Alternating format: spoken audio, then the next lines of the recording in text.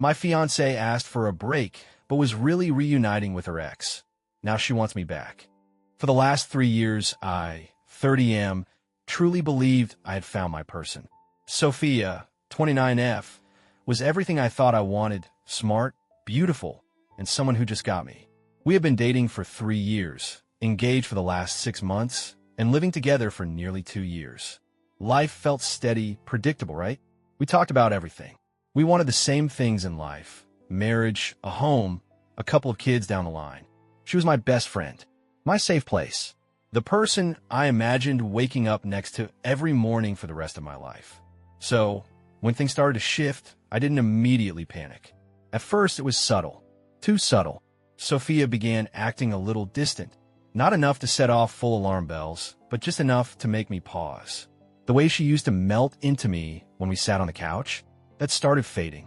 Our late-night conversations in bed, the ones where we'd talk about nothing and everything, they became shorter.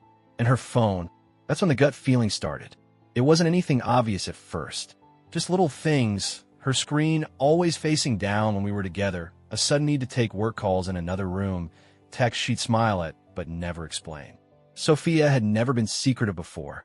If anything, she used to shove her phone in my face every time she saw a funny meme or a cute dog video. But now, she kept it close, like it was some kind of lifeline. And still, I brushed it off. Maybe she was just stressed at work. Maybe there was drama with her friends that she didn't want to drag me into. I gave her every benefit of the doubt, because that's what you do when you love someone. You trust them, until you can't. One night, we were sitting on the couch, half watching a show we had started together, but honestly had lost interest in weeks ago. I glanced over at her, and she was on her phone, typing quickly. She must have sensed me looking because she tilted her screen just slightly, barely noticeable, but enough to make my stomach tighten. I wasn't the kind of guy to go through someone's phone. I didn't believe in that. If you felt like you needed to snoop, you had already lost trust, and what was the point after that? So I said nothing. But that night, something didn't sit right. When she got up to take a shower, she left her phone on the coffee table. Screen down, of course. Normally, I wouldn't have thought twice about it, but this time my hands itched to flip it over. Not to go through it, just to see if there were any notifications, to see if I was imagining things. I didn't. Instead, I sat there, staring at it, feeling like a complete idiot. Why was I suddenly doubting her? Sophia had never given me a reason not to trust her. But then again, wasn't that always how it started? The people who hurt you the most were usually the ones you never saw coming. Still, I pushed it down. I told myself I was overthinking, that I was being insecure, that the stress of planning a wedding was making me see problems where there weren't any. And maybe I would have convinced myself if things hadn't kept getting worse. It wasn't just a phone thing. It was everything. She stopped being affectionate in the way she used to be. No more random texts throughout the day just to say she missed me. I asked her about it once. "You've been a little distant lately. Is everything okay?" She had smiled too quickly. "Of course, babe. Just a lot on my mind with work and the wedding. You worry too much." And that was that. Except it wasn't, because the late-night work calls started soon after. Sophia worked in marketing. Sometimes that meant meetings ran late. But in 3 years of being together, she had never once had a midnight call for work. And yet suddenly, she did. The first time, I barely registered it. I was already half asleep when she answered her phone and slipped out of the bedroom. I only stirred because I heard her whispering in the hallway. The second time, I paid attention. "Yeah, I know. I miss you too." I kept my eyes closed, my heart hammering against my ribs. "I miss you too." There was a pause, then a quiet giggle. Not her work voice. Not even close. I knew then. Damn, I knew it. But I still wasn't ready to admit it. Because admitting it meant facing the fact that the woman I loved, the woman I had planned to spend my life with, was slipping away from me. And worse, she was letting it happen. The break request, and the red flag that ended it all. It was a Friday night when she finally said it. She came home late, again, and barely acknowledged me before sitting down on the couch. I was already there, nursing a beer I hadn't planned on drinking. "We need to talk." The words every person dreads. I swallowed hard, setting my beer down. "Okay." She let out a breath, tucking her legs under her like she always did when she was nervous. "I love you. You know that, right?" Already, I hated where this was going. But lately, I've been feeling a little stuck. Like I need to clear my head and figure out what I really want. Are you asking for a break? She hesitated. Hesitated. I don't know. I just need time. And there it was. I exhaled slowly, leaning back against the couch. I knew what this was. Breaks weren't real. They were a soft launch into being single. A way to test drive someone else while keeping a foot in the door. I wouldn't be her safety net. I wouldn't be the guy waiting in the wings while she figured out if I was good enough. If you need a break, let's make it permanent, I said, my voice calm. Her eyes widened. I don't believe in breaks. Either we're together or we're not. She panicked. I saw it in her face, in the way her hands curled into the sleeves of her sweater. She wasn't expecting me to call her bluff. I just need some space, she tried again. I love you, but no, Sophia, you don't. Because if you did, you wouldn't be asking for this. Then she nodded.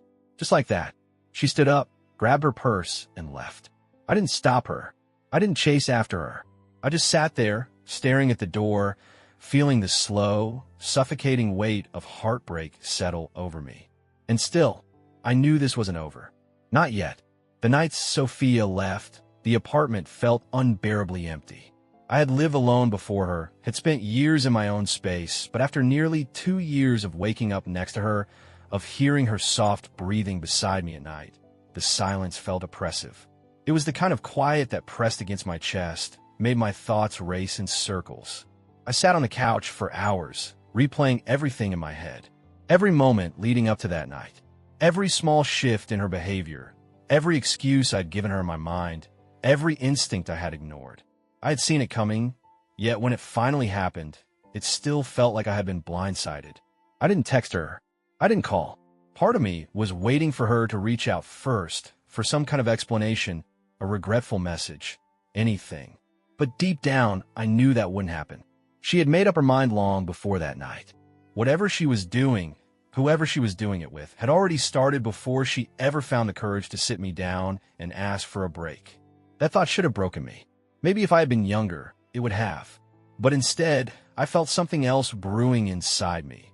Something that dulled the heartbreak and turned it into something quieter. A kind of bitter understanding. I had spent 3 years with someone who didn't see me the way I had seen her. I had been an option, not a priority. That realization settled in over the next few days. I kept going through the motions, getting up for work, going through my tasks, coming home, eating meals that barely had any taste. I told myself I was fine, told myself I had made the right decision. And yet, every night, I found myself staring at my phone, half expecting a message that never came. Then, a week later, she showed up again. I had just gotten home from work when I heard the knock. Not the kind of hesitant knock of someone unsure if they should be there, but a familiar, casual one. A knock that belonged to someone who still thought they had a place in my life. I opened the door, and there she was, standing there like she hadn't walked out a week ago, like she hadn't asked for space only to fill that space with something or someone else. She looked different, not in a way that was obvious. Her hair was still neatly done, her makeup still light and effortless, but there was something about the way she held herself. She had always been confident, but now it felt different. Calculated. She didn't say she missed me, didn't say she regretted leaving. Instead, she told me she had been thinking a lot, that she had realized maybe the problem wasn't us, but the idea of exclusivity. She thought maybe we had been putting too much pressure on ourselves, that maybe the answer wasn't a breakup, but an open relationship. I stared at her, waiting for the punchline, waiting for some sign that this was a joke, that she was saying something ridiculous to get a reaction out of me. But she was completely serious. She went on about how she still loved me, still wanted to be with me, but that she also wanted the freedom to explore, to see if what we had was truly what she wanted. It was almost insulting how casually she said it, like it was the most reasonable compromise in the world. Like I should have just nodded along and accepted it, grateful that she was at least giving me the courtesy of asking before she ran off with someone else. But the thing was, she had already run off with someone else. She just wanted my permission now. I knew at the moment she hesitated before answering when I asked if she was already seeing someone. The way her expression faltered just slightly, the way she avoided my gaze for half a second too long. She said no, of course, but the truth was written all over her face. I told her no. There was no anger in my voice, no raised emotions. Just a firm, quiet finality. If she wanted to be with other people, she could go ahead and do that, but she wouldn't be doing it while keeping one foot in our relationship. She tried to argue, said I was being rigid, that relationships didn't have to be so black and white. I didn't care. I told her that yes, they did. At least for me. She didn't like that answer. The confident, self-assured expression she had worn when she first arrived began to crack. She had walked in expecting to be in control of the situation, expecting me to agree or at least consider her proposal. Instead, she was realizing she had overplayed her hand. She left that night with no real closure, just frustration. I didn't watch her go. I closed the door before she could change her mind and try to spin it a different way. I was done, or at least I thought I was. A few days passed, and I started to feel like I could breathe again. I stopped waiting for her messages, stopped wondering what she was doing. I focused on work, on catching up with friends, on remembering what life was like before her. It was slow progress, but it was progress. Then, one night, while scrolling through my phone, I saw something that made my stomach turn. A picture. Sophia, laughing at a bar, sitting next to a man I recognized instantly. Her ex. The one who had cheated on her years ago. The one she had sworn she would never speak to again. The one she had claimed to despise, to have no lingering feelings for. She hadn't just left me to figure things out. She had gone right back to him. I sat there, staring at the screen, waiting to feel something, anger, betrayal, sadness. But all I felt was relief, because this meant I had been right all along. She had been using me as a backup plan, keeping me around while she decided whether or not she wanted to rekindle something with him. The open relationship idea had just been a way to soften the blow, a way to keep her options open while she tested the waters. I had dodged a bullet. I put my phone down, exhaled, and for the first time in weeks, I smiled. Not because I was happy. There was nothing happy about realizing you had wasted 3 years on someone who never truly valued you. But because I was finally free, I didn't need closure. I didn't need to confront her. I didn't need to dwell on what could have been. She had made her choice, and now I was making mine. I was moving on, and no matter what happened next, I knew one thing for certain. I would never let myself be someone's second choice again. Seeing that picture of Sophia with her ex should have devastated me. A younger version of myself, the one who still believed in people's words over their actions, probably would have spent hours, days, even obsessing over it. I would have stared at that image, dissecting every detail, wondering if there was some other explanation. Some way to convince myself that I hadn't just wasted 3 years of my life on someone who never truly valued me.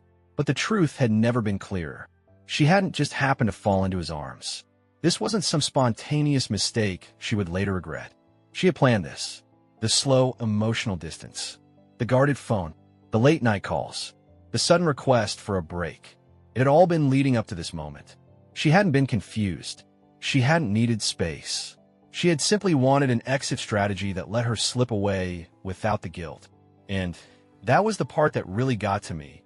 Not the fact that she left, but the fact that she had tried to soften the landing for herself while still keeping me around as an option. That night, I sat in my apartment, staring at the boxes of her things still scattered throughout the space we had once shared. For the first few days after she left, I hadn't touched them. Maybe some small part of me thought she might come back for them, or that I should at least give her the chance to ask. But she hadn't. She was too busy playing house with the guy who had once shattered her. The one she had cried over for months. The one she had sworn was the worst mistake of her life. And now he was worth throwing away everything we had built together. I wasn't going to sit around waiting for her to collect her things whenever it was convenient for her. She had left. She wasn't coming back. So I took action. That Saturday morning, I woke up with a single mission: erase every trace of her from my life. I started with the small things. The toothbrush in the bathroom. The half-used bottle of her shampoo. The stupid pink loofah hanging from the shower rack. I didn't stop to think, didn't let myself hesitate. I grabbed it all and tossed it into a garbage bag. Then I moved to the closet. Her clothes still hung there, neatly arranged in the space she had carved out for herself when she first moved in. I ran my hand over the hangers, remembering how excited she had been to move in together, how she had spent an entire weekend reorganizing the closet so our things would blend better. Now, they were nothing more than reminders of someone who no longer existed in my world.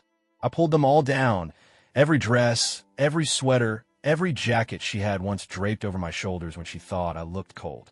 I folded nothing, just stuffed them into a large moving box. By the time I got to the dresser, I was running on pure adrenaline. Jewelry, hair ties, random knickknacks she had scattered throughout the apartment. All of it went into the box. Every piece of her that had woven itself into my daily life, I ripped out like a weed. I didn't even feel anger, just relief. By the time I was done, the apartment felt different, lighter, like it finally belonged to me again. I didn't want her to have any excuse to come back. I didn't want to drag this out with awkward exchanges or last-minute attempts at closure. So, I called a moving service, gave them the address of her parents' house, and arranged for everything to be dropped off that same evening. I didn't even leave a note, just a single text message. Everything is at your parents' place. I won't be contacting you again. Just a clean break. No more waiting for her texts. No more wondering what she was doing. No more playing detective, looking for clues that I had always known were there. I took a deep breath and let it all go. I started going out more, reconnecting with friends I had unintentionally drifted from during my relationship. It wasn't that Sophia had been controlling or isolated me. Nothing that obvious. But when you're in a long-term relationship, especially one where you live together, your world starts to shrink. Your routines revolve around each other. And without realizing it, you let pieces of yourself fade into the background. Now, I was reclaiming those pieces. I worked out more, picked up hobbies I had abandoned. I even booked a trip, a 2-week solo vacation to Europe, something I had always wanted to do but never had the chance. It was impulsive, a little reckless, but it felt right. Meanwhile, Sophia stayed silent. She never responded to my message, never tried to reach out after I blocked her. And that told me everything I needed to know. Because if she had truly loved me, if there had been even a shred of genuine regret, she would have tried. But she didn't, which meant I had made the right choice. From the outside, Sophia's life looked perfect after she left. If you only saw what she posted online, you'd think she had stepped into some kind of romantic redemption arc. One where she rekindled an old flame and found the love she was meant to have all along.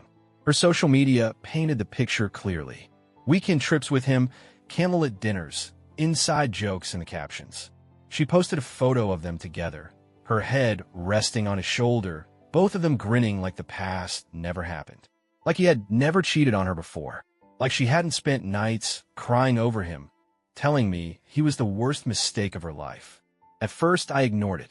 I had unfollowed her on everything, but mutual friends sent me screenshots, asking if I had seen. I didn't respond to them. I didn't care. I had already closed that chapter. But Sophia? She had stepped right back into the same story, and she was too blind to see how it would end. And sure enough, it didn't take long for it all to fall apart. It started small. At least, that's what I gathered from the people who still paid attention to her life. The posts slowed down. The grand, romantic captions turned into vague, cryptic messages about trust and knowing your worth. The carefully curated relationship updates became nothing but reshared quotes about how love is about effort, and sometimes people don't appreciate what they have until it's gone. It was all so painfully predictable. A few weeks later, I heard the full story from a mutual friend. Her ex, the one she left me for, the one she'd been so sure was the right choice, had cheated on her again. It wasn't even subtle. She caught him, not through rumors or a guilty confession, but firsthand. From what I was told, she had come home early from work, excited to surprise him. She even picked up his favorite takeout, probably thinking they'd have a cute night together. But when she walked in, he wasn't alone. There was another woman, half-dressed in their bed. And just like that, the fantasy shattered. I can only imagine how that moment felt for her, standing there, takeout bag still in her hands, heart pounding her chest, stomach twisting into knots as reality crashed down around her. She must have screamed. Maybe she cried. Maybe she threw something. But it didn't matter. Because the man she had chosen over me, he didn't even look surprised. According to what I heard, he barely reacted. He didn't try to explain, didn't rush to fix things. He just sighed, like he had been waiting for this to happen, like he had always known it was only a matter of time before she found out. That was what broke her the most. Not just the betrayal, but the fact that he didn't even care enough to lie. The same man she had risked everything for, who she had left a stable, loyal relationship to run back to. wasn't even sorry. And that was when it hit her. She had destroyed something real for something that was never going to last. It took less than a month before she reached out to me. At first, it was subtle. A random text late at night. Something harmless, like she was just checking in. I didn't respond. A few days later, another one. This time, she said she had been thinking about me, that she missed me. Still, I didn't answer. Then came the social media interactions.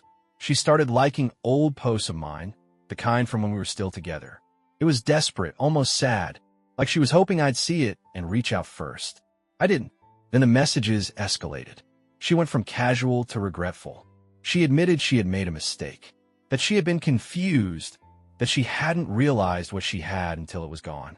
She tried to remind me of our good times, tried to say that we worked so well together, that what we had was real, and she just needed me to give her another chance.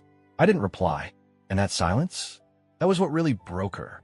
Because for the first time, she had no power. She wasn't in control of the situation.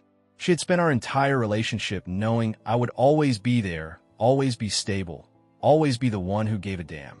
But now she was the one waiting for a response that would never come. And I know it must have eaten her alive. She didn't stop at texts. A month later, she called. I didn't pick up. Then she sent an email, a long one, a full breakdown of her emotions, her regrets, how much she had learned since we broke up.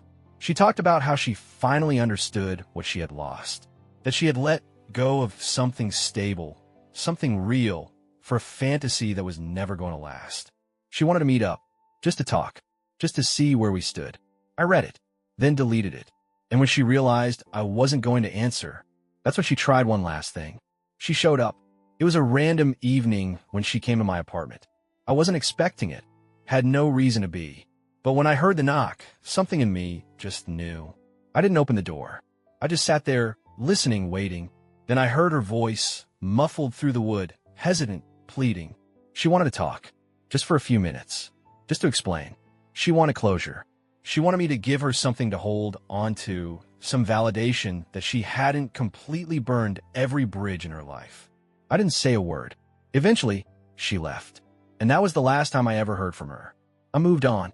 I took the money I would have spent on our wedding and used it to travel, to experience things I had put off for years. I built a life without her. A better life. One where I was the priority.